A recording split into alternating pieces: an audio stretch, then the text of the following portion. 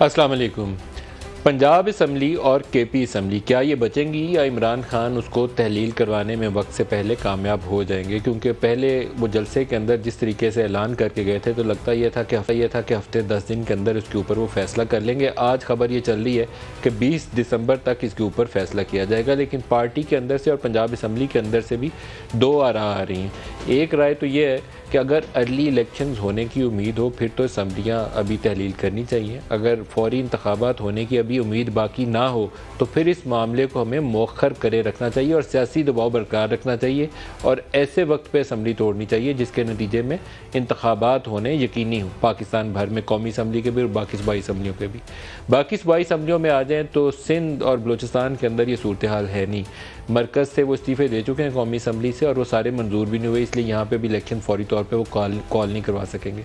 लेकिन पाकिस्तान की इक़्तिसादी सूरत हाल ऐसी है कि शायद बहुत लंबे अरसे तक ये सियासी बेयकीनी उसकी मुतहम्मिल नहीं हो सकती।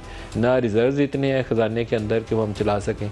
दोस्त ममालिक से हम पैसे मांगते फिरते हैं कि हमारे 4-6 माह के लिए पैसे मिल जाएं जिससे फाइनेंसिंग गैप पूरा हो जाए। रुपए के ऊपर दबाव जो है वो बरकरार है, महंगाई 25% की शरह से ऊपर जा रही है। तो ये जब चीज़ें सामने आती हैं तो लगता यह है कि इंतखाबात अगले 4-6 माह में हो जाएं तो पाकिस्तान के लिए बहुत बेहतर होगा कि एक मुस्तहकम हुकूमत बने और पाकिस्तान के इकनॉमिक सिक्योरिटी को यकीनी बनाने के लिए जो भी मुश्किल फ़ैसले लेनी है, जो राह अपनानी है, उसके ऊपर पाकिस्तान आगे बढ़ जाए और ये तज़ब्ज़ुब ख़त्म हो जाए कि हुकूमत आज रहनी है, ये नहीं कल इमरान खान ने धरना देना है कि लॉन्ग मार्च करना है। इन चीज़ों से हम आगे निकल जाएँ और इंतखाबी नताइज उसको सियासी जमातें तस्लीम भी कर लें, ये भी एक सवालिया निशान है। इन सवालात को डिस्कस करने के लिए, इन इशूज़ को डिस्कस करने के लिए आज हमारे साथ मेहमान शख्सी शाहिद खाकान अब्बासी साहब, पाकिस्तान के साबिक़ वज़ीर-ए-आज़म। शाहिद साहब बहुत शुक्रिया आप हमारे साथ शामिल हुए। पहले तो सूबाई असम्बलियों से शुरू कर लेते हैं। पंजाब असम्बली शायद कलीदी किरदार अदा करेगी। अगर इमरान खान वहाँ कामयाब हो गए तो केपी असम्बली में उन्हें शायद कम रेजिस्टेंस फेस करनी पड़े। पंजाब असम्बली का मुस्तकबिल क्या है? नहीं, ये फैसला तो चीफ मिनिस्टर ही कर सकते हैं, जो भी हों, कि असम्बली तहलील करनी है नहीं। जब वो एडवाइस दे देंगे तो फिर इलेक्शन हो जाएंगे 90 दिन के अंदर।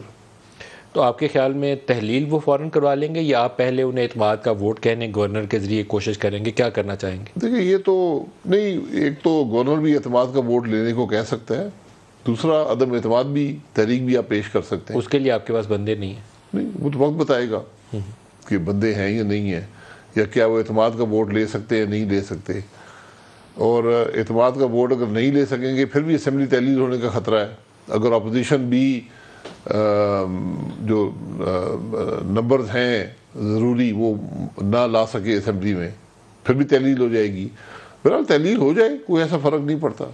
सूबाई असम्बलियों में वो रन ऑफ इलेक्शन का भी कॉन्सेप्ट है ना कि अगर आप पहले मरहले में वाज़ेह अक्सरियत नहीं है, 186 नहीं मिलते, आपको सिंपल मेजोरिटी नहीं मिलती, तो आप फेज़ 2 में चले जाते हैं। जी, तो वो डिपेंड ये करेगा कि आपका फ़ैसला क्या, आप इलेक्शन चाहते हैं या आप अभी उसको असम्बली को बचाना चाहते हैं। ये फैसला तो आप लोगों का है ना, आप क्या चाहते हैं? अभी असम्बली बची रहे या इंतखाबात की? नहीं, बेहतर है कि असम्बलियाँ रहें और अपने वक्त पे टर्म पूरी करें, क्योंकि ये तो एक खेल है ना कि आपने खेल खेलना है, दबाव डालने की कोशिश है, तो आप असम्बलियों से खेल रहे हैं। आपका काम है, अवाम ने मैंडेट दिया है कि उनके मसाइल हल करें।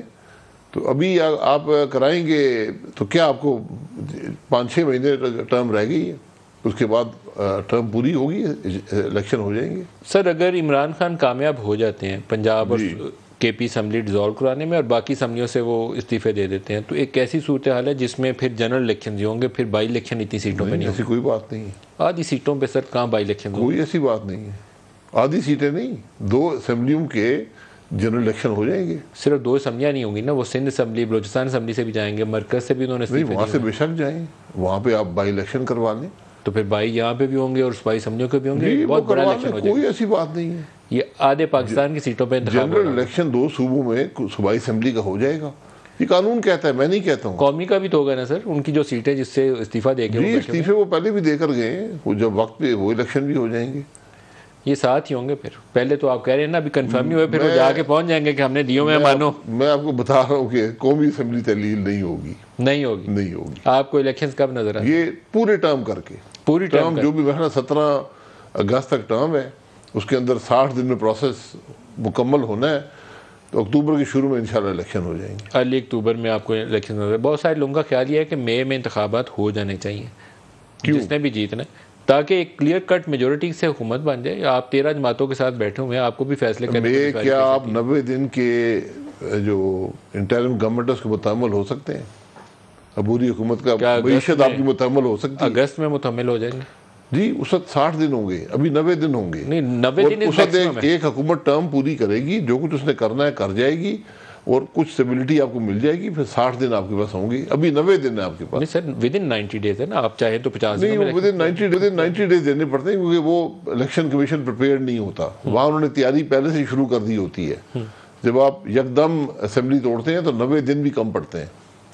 एक इशू पाकिस्तान की सियासत में बड़ा अहम होता है, वो होता है जब आपके इस्टेब्लिशमेंट के साथ मसाइल चल रहे होते हैं। तो नए चीफ की तैनाती आपने की है, होपफुली वहाँ पे आप फिलहाल वो जो इमरान खान कहते थे ना सेम पेज, वो कुछ अर्सा तो आपका भी चलेगा, वहाँ तो इश्यूज नहीं है अभी।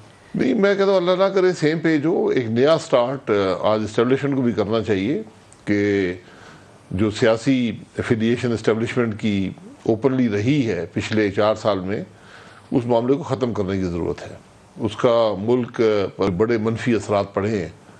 जो ये एक हाइब्रिड निज़ाम की बात की गई, जिस तरह 2018 के इलेक्शन चोरी हुए, ये इसने मुल्क को बेपनाह मुश्किलात दी हैं।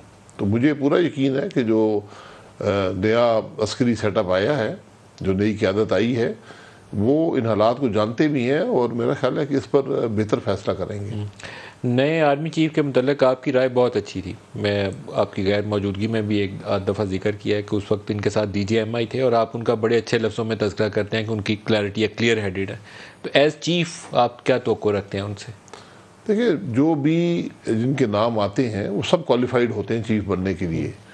अब जनरल आसिम मुनीर आए हैं, उनका काम है कि एक तो अपनी जो अस्करी जो ज़रूरियात हैं उन पर लीडरशिप दें, लेकिन उससे ज़्यादा जो फ़ौज का अमल दखल सियासत में और हुकूमत में हो गया है वक्त के साथ साथ, ये पुराने मामलात हैं, उनमें कुछ तेज़ी आई 2018 के बाद, उन मामलात को वापस लेकर जाने की ज़रूरत है।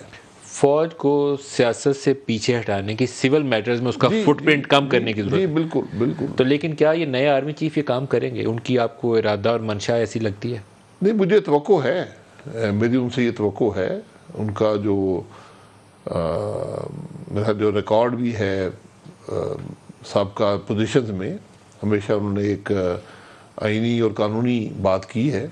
मेरी उनसे ज़्यादा वाक़फ़ियत नहीं है, लेकिन जो कुछ हमने देखा है, सुना है, तो मुझे उम्मीद है कि वो कम से कम वो सिमत जो 2018 में उठाई गई थी उसको रिवर्स करेंगे। अपने इदारे की भी और पाकिस्तान की भी खिदमत करेंगे अगर फ़ौज को फ़ौज के रोल में वापस ले जाएं, सियासी मामला से पीछे हटा लें? जी बिल्कुल, ये चीज़ें लिंक्ड हैं। जो कुछ अभी पिछले 5-6 महीने में हुआ है मुल्क के अंदर, जिस तरह फ़ौज को हर मामले में घसीटा गया है, हर किस्म की बातें की गई हैं, ये इसका बड़ा मनफी असर होता है मुसल्लह अफ़वाज पर। कोई मुसल्लह जो कुव्वत होती है इन चीज़ों की मुतहम्मल नहीं हो सकती और उसका असर मुल्क की सिक्योरिटी पर पड़ता है। तो इसलिए आज ये हम सब की जिम्मेदारी है कि हम आइन के मुताबिक और एक ज़िम्मेदाराना तौर पर रवैया अपनाएं। जो कुछ इमरान खान साहब ने रवैया अपनाया है, ये पूरे मुल्क के लिए इसके बड़े मनफी असरात हैं। सर, इमरान खान को जब भी आप कुछ कहते हैं तो आपको साथ इस्टेब्लिशमेंट के उन फैसलों का डिस्कस करना पड़ेगा कि 2017 बल्कि 2014 के धरने से ऑनवर्ड जो तर्ज सियासत अपनाया गया था उसमें उनका रोल। जनरल बाजवा 6 साल पाकिस्तान में आर्मी चीफ के ओहदे पर रह कर गए। सियासी तौर पर आप देखें तो उनका कौन सा फैसला ऐसा है जिसको आप समझते हैं कि बहुत कंट्रोवर्शियल था? 2018 का इलेक्शन या नवाज शरीफ की रुखसती थ्रू कोर्ट्स? देखिए, ये मामला आप तारीख पे छोड़ दें। मैंने हमेशा कहा है ये मामला पर मेरा एक पहलू से मैं उसको जायज़ा ले सकता हूँ, जो मेरा ज़ाती पहलू हो या मेरी जमात का पहलू हो। ये बातें तारीख पे छोड़ दें। इसलिए मैं हमेशा कहता हूँ ट्रूथ कमीशन बना दें। आज शायद ज़रूरत है मुल्क की, जिस नहज पर हम हैं, कि एक ट्रूथ कमीशन बना दें। किसी को हमने सज़ा नहीं देनी, किसी की हद तक नहीं करनी, हक़ाइक़ अवाम के सामने रखें कि होता क्या रहा है। और ये तो हालिया तारीख़ है कि 2018 में क्या हुआ, एक्सटेंशन के मामले पे क्या हुआ, मतलब ऐसी ऐसी बातें आई हैं आपके सामने जो की गई हैं मुख्तलिफ तरफ से। तो हकाइक आना बड़ा ज़रूरी है ताकि हम इनसे सबक हासिल कर लें। सर लेकिन आपकी जमात के अंदर से भी माजरत के साथ एक तो वो एक्सटेंशन थी जो इमरान खान ने दी, बड़े शौक से दी, उन्होंने कहा कि सेम पेज चल रहा है तो एक्सटेंशन देनी। मैं पीटीआई के एक बड़े सीनियर लीडर थे, मैं उनके पास गया कि इमरान खान की डिक्लेयर्ड पॉलिसी थी कि हम एक्सटेंशन नहीं देंगे, किसी जनरल कैनी कोई थी तो उन्होंने अपोज किया था कि आइंदा किसी को नहीं देंगे, और आप खुद कह रहे हैं तो उन्होंने कहा जितनी सपोर्ट इनसे मिल रही है आइंदा किसी से मिलेगी नहीं। आपकी जमात ने भी सपोर्ट किया उस एक्सटेंशन को, आपकी जमात से लोग गए यहाँ से नवाज शरीफ को कायल करने कि हमें अनकंडीशनल सपोर्ट देनी, दी आपने? देखिए, मुशावरत बात में ये जो मामला पार्लियामान के पास आया ये मामूल का अमल नहीं था। ये सुप्रीम कोर्ट ने फैसला किया कि इसका फैसला, इस मामले का फैसला पार्लियामान करे, क्योंकि आप जरा उसके सारे मामला देख लें। सर सुप्रीम कोर्ट ने पार्लियामान को फैसला करने का कहा, ये नहीं कहा कि एक्सटेंशन के ऊपर मोहर लगा दें, आपने एक्सटेंशन पे मोहर लगाई। जी, एक्सटेंशन का हिस्सा था। 3.5 महीने पहले वज़ीर आज़म ने बगैर समरी के अपने खत से एक्सटेंशन दी, उसको कबूल कर लिया गया, वो एक्सटेंशन हिस्सा बन गई फैसलों का। अब 15 दिन पहले एक्सटेंशन से सुप्रीम कोर्ट ने फैसला किया कि नहीं, ये फैसला पार्लियामान कर सकती है, पार्लियामान करे और कानून में तब्दीली करे, कानून में इबाहम है, तो वो फिर कानून तब्दील करना पड़ा। अब उसमें 2 पहलू थे, मैंने हमेशा पहले भी जिक्र किया है। एक पहलू जनरल बाजवा साहब की एक्सटेंशन थी, क्योंकि वो हिस्सा बन गई थी फौज के निज़ाम का, तो मज़ीद फौज को एम्बेरस नहीं करना चाहिए। ये खराबी मुल्क के वज़ीर आज़म ने पैदा की, इसको पार्लियामान ने दुरुस्त किया। लेकिन साथ जो कानून में तब्दीली आई, जिसको सब जमातों ने सपोर्ट किया, वो हालात ने वक्त ने साबित किया कि वो दुरुस्त नहीं थी, गलत थी। उसको आप दुरुस्त कर लें, क्योंकि एक्सटेंशन एक गैर मामूली अमल है।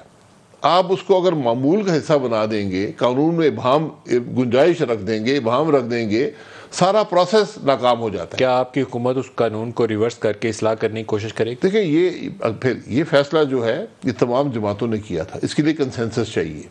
मगर मैं करूँ तो कल कहेंगे कि अपने ज़ाती मुफाद के लिए करना है, तो इस पर एक कंसेंसस क्रिएट करके, और मेरा ज़ाती ख्याल है कि जो डिफेंस डिवीज़न है वो GHQ से मुशावरत करके, और जो बाकी 2 फोर्सेस हैं, ये फैसला वहीं से ये इसकी इब्तदा होनी चाहिए। ये बात सही है, मैं इससे इत्तेफाक करता हूँ, क्योंकि जब तक इस्टेब्लिशमेंट इसको खुद सपोर्ट नहीं करेगी तो इसके राह में बहुत सारे रुकावटें आएंगी। और सपोर्ट आपको मिलेगी, मैं आपको हकीकत से कह रहा हूँ कि फौज के अंदर भी इबाहम पैदा होता है प्रमोशन के मामले में, अगर ये कानून रहे तो। मैं इसको थोड़ा सा ओपनली डिस्कस करना चाहूँगा। इसमें क्लैरिटी फौज के अपने मफाद में है। अभी नए चीफ की तैनाती से पहले जो महीना 1.5 महीना पाकिस्तान में जो कुछ डिस्कस हुआ है, उसमें general Bajwa despite the fact कि वो पब्लिकली कह रहे थे कि मैंने एक्सटेंशन नहीं लेनी, 29 को रिटायर हो जाऊंगा, लेकिन बिहाइंड द सीन उनकी एक्सटेंशन की मूव चल रही थी। आपकी जमात के अंदर से लोग डिस्कस कर रहे थे, मैं उनका नाम नहीं लेना चाहता, लेकिन आपके बड़े सीनियर लोग डिस्कस कर रहे थे कि ये भी ऑप्शन होनी चाहिए।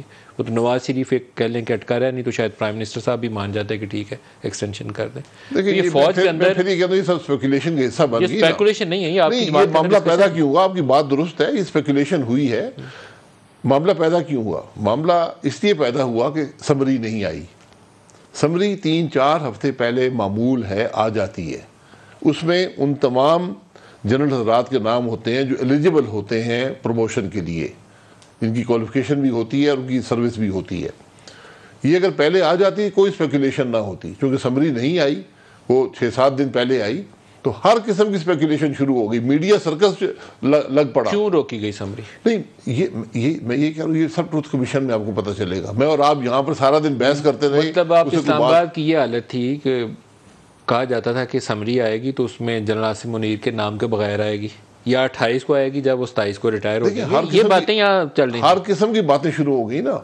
मैंने मिसाल दी, मैं 10-12 दिन पहले दुबई में था, वहाँ एक टैक्सी ड्राइवर थे, उनका लोअर दीर से ताल्लुक था। उन्होंने मुझे पूरी हिस्ट्री बताई कि कौन से नाम हैं, क्या इबाहम है, कैसे ये मामला ख़राब हो रहा है।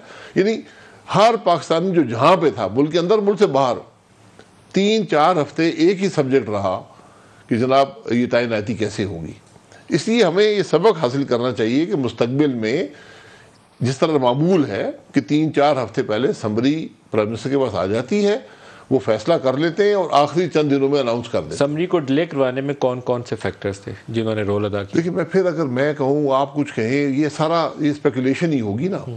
तो इससे अब सबक सिर्फ ये है क्योंकि कि मुस्तकबिल में समरी पहले आ जानी चाहिए। आपकी जमात के अंदर चंद एक लोग, उसमें एक नवाज शरीफ थे और एक आप थे, जो चाहते थे कि नए चीफ की तैनाती, और आसिम मुनीर के ऊपर भी क्लैरिटी थी आप दोनों में, इस आगदार में भी थी। नहीं देखिए, क्लैरिटी जो ये सिर्फ फैसला प्राइम मिनिस्टर का होता है, मेरी और आपकी क्लैरिटी से फर्क नहीं पड़ता। प्राइम मिनिस्टर के ऊपर आप छोड़ते तो वो शायद एक्सटेंशन कर देते, मैं आपको बता रहा हूं। नहीं ये देखिए, मैं फिर ये सब स्पेकुलेशन का हिस्सा है ना, आप अपनी राय का इजहार कर रहे हैं। आपकी जमात से यहाँ से लोग लंदन चले गए थे, मैं इसीलिए देखिए लंदन से मुशावरत होती है, फिर मियाँ साहब को बुलाना पड़ा लंदन के। ये जरूरी है, उनका तजर्बा है, पार्टी के रूए रवां है, वोट आज भी नवाज शरीफ साहब का है, इसमें कोई दो राय नहीं है।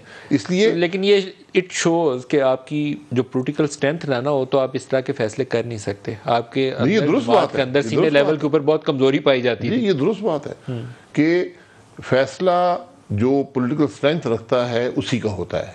हमारी जमात में वो नवाज शरीफ साहब हैं, वज़ीर-ए-आज़म साहब यकीनन उनसे मुशावरत करके ही फैसला करेंगे, उसके बगैर वो फैसला नहीं करते।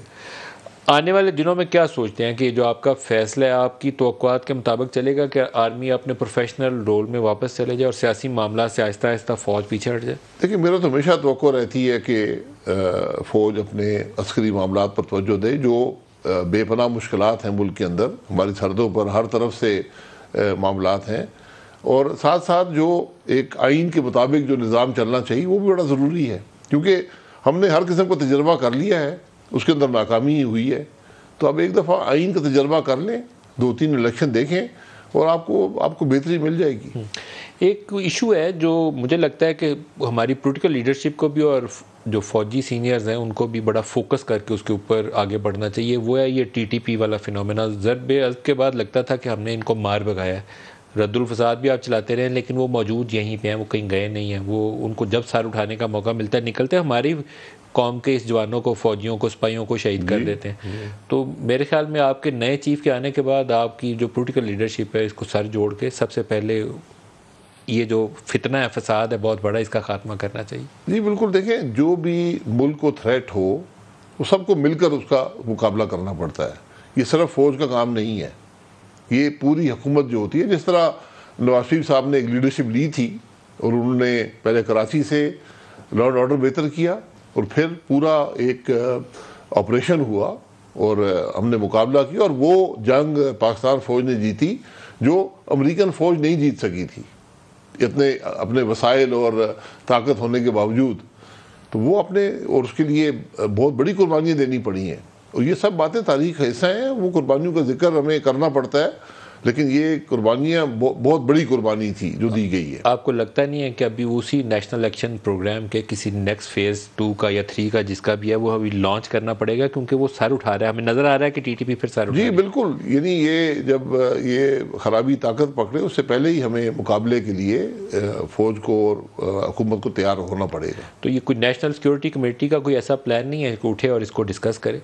नहीं, ये तो होता होगा डिस्कस, मैं तो उस कमेटी पे नहीं हूँ, लेकिन जब भी मीटिंग होती है, और मीटिंग्स रेगुलरली होती हैं, तो वज़ीर-ए-आज़म साहब डिस्कस करते होंगे। ये मामला हमेशा वहाँ ज़ेर बहस आते हैं। कुछ हमने पीस टॉक्स भी दरमियान में की थी, जिसका मुझे नहीं लगता कि पार्लियामेंट में किस हद तक उसके ऊपर इन्फॉर्मेशन है, कभी ब्रीफिंग आपको मिली है कि नहीं, लेकिन उसके ऊपर भी अपडेट देना ज़रूरी है कि पीस टॉक्स किन शराइत के ऊपर थी, क्या पाकिस्तानी कॉन्स्टिट्यूशन के अंदर है। मैंने आज जनरल तारिक का एक आर्टिकल पढ़ रहा था, वो टांग वाले जनरल तारिक खान, तो उन्होंने बाज़ नुकात अच्छे उठाए हैं कि पाकिस्तानी कॉन्स्टिट्यूशन के अलावा तो आप उनकी बात ही नहीं सुन सकते, और स्वाय इसके कि वो अनकंडीशनली सरेंडर कर रहे हो, उसके अलावा भी आप उनकी किसी पीस टॉक्स के ऊपर, शराइत के ऊपर बात ही नहीं कर सकते।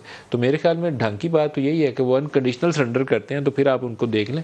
अदरवाइज़ तो शराइत वो कहते हैं ट्राइबल एरियाज़ वापस बना दो, रेगुलराइज जो आपने किया वो ख़त्म कर दो, पाकिस्तानी कानून की अमलदारी ख़त्म कर दो। तो ये चीज़ें तो आप नहीं डिस्कस कर सकते। देखिए, रियासत जो है वो आइन पर कॉम्प्रोमाइज़ नहीं कर सकती। उसके अलावा एमनेस्टीज़ भी दी जाती हैं, माजी में दी गई हैं, अभी भी एमनेस्टी हो सकती है, लेकिन कानून और आइन के दायरे से आप बाहर नहीं जा सकते, कोई हुकूमत भी हो। जो अल्टीमेटली प्रिवेल करना चाहिए वो लॉ ऑफ द लैंड है, जिसके नीचे ये बात हो सकती है। वैसे अगर आप वरना फिर रियासत नहीं रहेगी। अभी हिना रबानी खर को अफ़गानिस्तान भेजा गया था, क्या अफ़गानिस्तान से भी इस इशू पे बात हुई है कि अफ़गान सरजमीन से ये अटैक पाकिस्तानी इलाकों में हो रहे हैं? मुझे इसका इल्म नहीं है कि क्या बात हुई है, लेकिन यकीनन अगर वहाँ से कुछ सेंचुरीज़ हैं या वहाँ से हमले हुए हैं तो बात हमेशा रेज़ की जाती है। डिप्लोमेटिक लेवल पर भी और अस्करी सतह पर भी। सर, जो दोस्त ममालिक है पाकिस्तान के, थोड़े से इक़्तिसादी मामलात पे भी पूछ लें। बहुत से हम तवक्को रखते थे कि सऊदी अरब से मोहम्मद बिन सलमान ने आना है, कोई ऑयल रिफाइनरी का है, कोई $2-2.5 अरब का कोई तेल वेल का पैकेज मिल जाएगा, पेट्रोकेमिकल प्लांट की बात हो रही थी, $10 अरब की रिफाइनरी थी। यूएई कतर से सोचते थे कोई असिस्टेंस आएगी तो रिजर्व्स आपके थोड़े बहुत बच जाएंगे, 4-6 माह की गुंजाइश पैदा हो जाएगी। मटीरियलाइज़ नहीं हुए, क्यों नहीं मटीरियलाइज़ हुए? देखिए, मटीरियलाइज वो चीज़ें होती हैं जो वक्त के साथ होती हैं। हमारे जो दोस्त ममालिक हैं सब ने हमें सपोर्ट किया है, मुश्किल वक्त में सपोर्ट किया है, माजी में भी किया, आज भी कर रहे हैं। ये स्पेकुलेशन मैं फिर कहता हूँ अखबारात में बहुत ज़्यादा हो जाती है। रिफाइनरी का जो अमल है वो जारी है, वो काफ़ी अरसे से जारी है और उस पर आगे बढ़ा रहे हैं उसको। जो दूसरी फिजिकल सपोर्ट है वो हमें हमेशा दोस्त ममालिक ने दी है और मुझे पूरा यकीन है कि जब भी कोई ज़रूरत पड़ी तो वो इससे ना नहीं करेंगे। मोहम्मद बिन सलमान का दौरा मौखर हो गया था, डिले हो गया था, अब कब तवक्को रखते हैं कि उनको आएंगे? जी, मैं यही देखे ना, ये बात चीज़ें होती हैं जब आप मुल्क में अनसर्टनिटी पैदा होती है, जब आप धमकियाँ देते हैं मैं आके लॉन्ग मार्च करूँगा और हमलावर हूँगा मुल्क दारुल हुकूमत पर, तो दूसरे ममालिक भी उसको तशवीश की निगाह से देखते हैं। तो पहले भी एक चीनी सदर का दौरा 2014 में जो होना था वो मुखर हो गया था। अब जो वली अहद हैं सऊदी अरब के, उनका दौरा मौखर हुआ है। इसके नुकसानात मुल्क के लिए होते हैं, इसका असर मुल्क के जो साख होती है उस पर पड़ता है। लेकिन अब तो वो वापस चले गए हैं और नया चीफ भी तैनात हो गए, क्योंकि बाज़ लोगों का ख्याल ये था कि नए चीफ की तैनाती के बाद ये चीज़ें मटेरियलाइज होंगी। तो अब आप सोचते हैं कि दिसंबर के महीने में कुछ आगे पेशरफ्त हो सकती है? जी, वो आपके रिजल्ट पे दबाव है, दौरा मुलतवी हुआ है, वो अब आगे दौरा हो जाएगा। लेकिन आपने अपनी मईशत के जो मामलात हैं उनको खुद तय करना है, दूसरे ममालिक आपकी मदद ही कर सकते हैं। आपने ज़िम्मेदारी से अपने मामलात को चलाना है। हमने माजी में बदकिस्मती से हुकूमत जो होती है वो पाकिस्तान की होती है, वज़ीर-ए-आज़म जो भी हो, अगर वो हुकूमत ज़िम्मेदारी से काम ना करे, जिसका आपने एक जो उसका एक दलील समझे, उसका एक आपने देखा कि हमने पेट्रोल जो है वो कीमत ख़रीद से कम बेचा। दुनिया में कोई मुल्क ये काम नहीं कर सकता। $1 अरब हमने हर महीने पेट्रोल पंपों पर फूंका। तो ये जब आप ये काम करेंगे तो दूसरे ममालिक भी आपको ज़िम्मेदार नहीं समझते। ये एक नमूना था जो इमरान खान ने पेश किया कि हुकूमत किस तरह ख़राबी पैदा करती है। फिर दूसरे ममालिक आपकी मदद नहीं करते, वो कहते हैं अब हमसे पैसे मांग रहे हैं या हमसे फिजिकल सपोर्ट मांग रहे हैं और आप यहाँ पर पेट्रोल जो है वो जो हम नहीं बेच सकते, जो एक्सपोर्टिंग ममालिक हैं वो नहीं बेच सकते और पाकिस्तान बेच रहे हैं। ये वो ख़राबी हैं जिनका असर मुल्क पर रहता है और बहुत अरसा रहेगा। ब्रेक करीब आ गया, ब्रेक ले लें। महंगाई वाले मामला आते हैं उस पर भी आपसे राय लेंगे, एक ब्रेक ले लें जी, हमारे साथ रहिएगा। प्रोग्राम में दोबारा खुश आमदीद कहते हैं। ट्रेड के जो ताज़ा तरीन अदाद-ओ-शुमार हैं उसके मुताबिक पाकिस्तान में 5 माह से 11.932 $11.9 अरब की बरामदात हुई हैं और उसके मुकाबले में 26.338 अरब डॉलर की इंपोर्ट्स हुई हैं, जिसके नतीजे में 14.4 अरब डॉलर का 5 माह में तजारती खसारा है। और ये उस सूरत हाल में जब एलसीज़ को भी कंट्रोल करने की, इंपोर्ट्स के ऊपर नज़र रखने की पूरी कोशिश की जा रही है। तो खाकान साहब, इन हालात में जब आपके पास 8 अरब डॉलर शायद स्टेट बैंक के पास रिजर्व पड़े हैं, कुछ फॉरवर्ड स्वैप भी उसमें किए होंगे, 14.5 अरब डॉलर आप ट्रेड डेफिसिट कर चुके हैं, तो अगले 6-7 माह कोई बड़ी अच्छी पिक्चर नज़र नहीं आ रही मुझे। नहीं, बिल्कुल ये चैलेंजेस हैं क्योंकि दुनिया में रिसेशन भी है, हमारी एक्सपोर्ट में भी कमी आ रही है और आपके जो कमोडिटी प्राइसेस हैं वो भी बढ़ रही हैं। फ्लड की वजह से आपको इंपोर्ट भी ज़्यादा करना पड़ा, फर्टिलाइज़र भी इंपोर्ट किया है, आपने ग्रेन भी इंपोर्ट किया है। ये बड़े सीरियस चैलेंजेस हैं। तो निकलेंगे कैसे इससे? डॉलर तो आप छाप नहीं सकते, डॉलर तो कहीं से लेने हैं। आप मैनेज करते हैं, आपको डॉलर लेने पड़ेंगे मार्केट से, इसलिए IMF प्रोग्राम में आप जाते हैं। तो इसको आपको मैनेज करना पड़ेगा और कोई तरीका नहीं होता, क्योंकि अभी बाकी जो इश्यूज़ हैं कि एक्सपोर्ट कैसे बढ़ेगी, ये लॉन्ग टर्म इश्यूज़ हैं जिनको हम मैनेज नहीं कर पाए इतने अरसे से। तो इसलिए हुकूमत तो फ़िलहाल अगले चंद महीने उसको मैनेज करेगी। कुछ हमने जो इंपोर्ट सप्रेशन की है उससे इम्पैक्ट पड़ा है, वरना ये शायद आज 20 अरब डॉलर से ऊपर की बात होती है। तो बांग्लादेश 50 अरब डॉलर की बरामदात कर रहा है जी।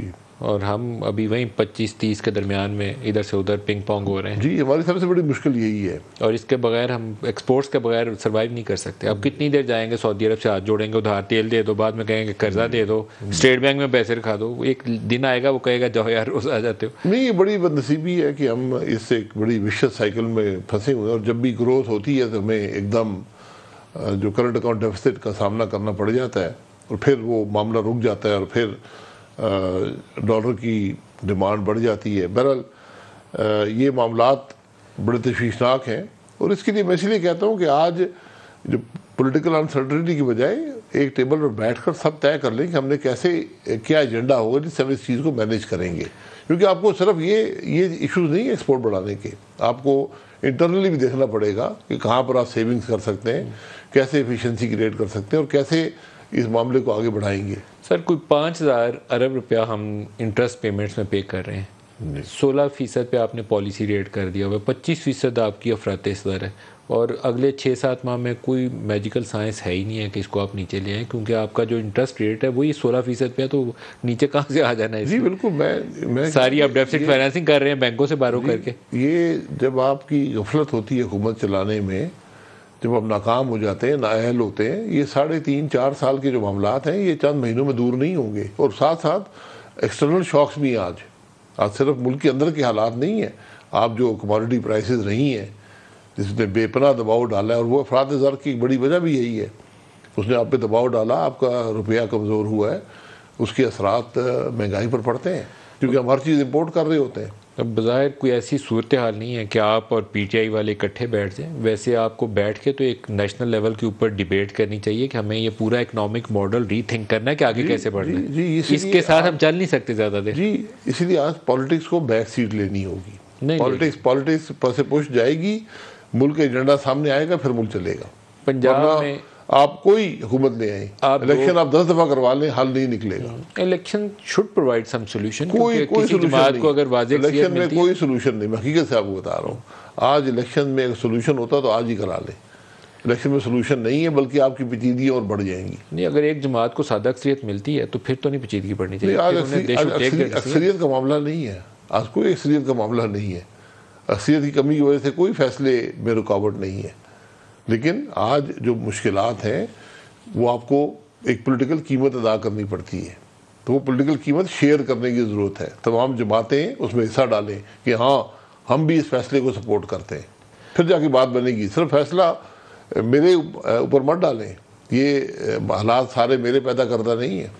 पहले तो 1-2 साल हमें ये तय करना पड़ेगा कि ये जो 5,000 अरब हम सूद की अदायगी में दे रहे हैं इसको कैसे कंट्रोल करें, अपने बजट डेफिसिट को कैसे नीचे लाएं, यही पैसा बचा के लोगों पे लगाएं। महंगाई जो 25% लोगों की जानें लेने पे आ गई है, लोग तो अब रोटी भी नहीं खरीद सकते, उसको कैसे मैनेज करें। ये 3-4 चीज़ें आप मेज़ पर रख के बैठेंगे तो बात आगे बढ़ेगी। वो आप बैठेंगे नहीं, आप और पीटीआई वाले इकट्ठे बैठ जाइए, हो नहीं सकता। नहीं, हमारे और पीटीआई की बात नहीं है, ये सबको बैठना पड़ेगा, और ये मजबूरी है। आज पसंद करें या ना करें, आप बेशक गालियाँ निकालते रहें, धमकियाँ देते रहें, उससे मामलात हल नहीं होंगे। आज मजबूरी है, मुल्क की मजबूरी है और सियासी जमातों की मजबूरी है, और आज पॉलिटिकल लीडरशिप का वक्त है। आज अपनी लीडरशिप दिखानी है, यही लीडरशिप होती है। सर 5 अगस्त 2019 जब वो कश्मीर की खसूसी हैसियत ख़त्म होगी, तब इंडिया के वो जहाज़ आके हमारे इलाकों पे उन्होंने वो बम बरसाए, फिर हमने उनके जहाज़ गिरा दिए। उस वक्त इमरान और आप इकट्ठे एक मेज़ पे नहीं बैठे ना, वो उस मीटिंग में वो पार्टिसिपेट हम बैठे थे, वो तशरीफ नहीं लाई, आप दोनों इकट्ठे नहीं बैठे। अब उनको शायद उससे सबक हासिल कर लें, तो मुझे क्या उससे मुल्क के हालात बेहतर हुए ना बैठने से? अब बैठना पड़ेगा, गुंजाइश नहीं है। तो अब आपको फिर कौन वो शख्सियत होंगे जो आपको इकट्ठा बिठाएगा? मैं तो इसके ऊपर फिर दोबारा शख्सियत तो वज़ीर-ए-आज़म ही होते हैं, वज़ीर-ए-आज़म का काम है, और उन्होंने किया है, हमेशा हाथ बढ़ाया है, उसका रिस्पांस आना चाहिए। जब रिस्पांस धमकियों में आएगा और हमला आवर होने में आएगा तो फिर मुल्क आगे नहीं चलता। नहीं, लेकिन क्या आपका कोई ऐसा इरादा है कि आप इमरान खान को इनवाइट कर रहे हैं, क्या ये इस पर डिस्कशन करते हैं? मेरे ख्याल वज़ीर साहब ने हमेशा कहा है, अगर वो फॉर्मली, फिर इसकी जगह पार्लिमान होता है। जब एक जमात पार्लिमान छोड़ के चली जाए, वहाँ बैठे ही ना, तो फिर निज़ाम चलना मुश्किल हो जाता है। देखिए, एक तो प्रोग्राम में ये बात करना और चीज़ है, लेकिन फॉर्मली किसी को दावत देना वो एक और चीज़ है। आप अपना कोई एक डेलीगेशन भेजिए, 2-3 बंदों का, इमरान को इनवाइट करिए, क्या ये इस पे बैठ के बात करते हैं? नहीं, आपकी अच्छी राय है। वज़ीर साहब ने as a leader of opposition हमेशा हर तकरीर में इसका जिक्र किया है, उसके बाद भी जिक्र किया है। लेकिन मेरा ख्याल है फॉर्मली बिल्कुल आपकी बात दुरुस्त है, फॉर्मली आकर बैठे। ये यहाँ शराइत रख कर नहीं आप बैठ सकते, आप मुल्क के मुफाद में बैठे, शराइत जो आपकी हैं वो अलहदा आप बात करते रहें। बात चीज़ें जैसे इमरान खुद मांग करते हैं कि इलेक्शन लॉज को चेंज होना चाहिए, ट्रांसपेरेंसी आनी चाहिए, इलेक्शन कमीशन रिकॉन्स्टिट्यूट होना चाहिए, उसके लिए भी उन्हें हुकूमत के साथ बैठना पड़ेगा। जी, सड़क के ऊपर तो बैठ के नहीं करवा सकते। पहले कानून, आज भी हुकूमत के पास अक्सरियत है, कानून वो पास कर सकती है, लेकिन जो इलेक्टोरल लॉज होते हैं, जो इकॉनमी के लिए आप फैसले करते हैं, वो कंसेंसस से होने चाहिए, ताकि जो हुकूमत भी आए मुस्तकबिल में वो उस पर जारी रहे, वो काम जारी रहे।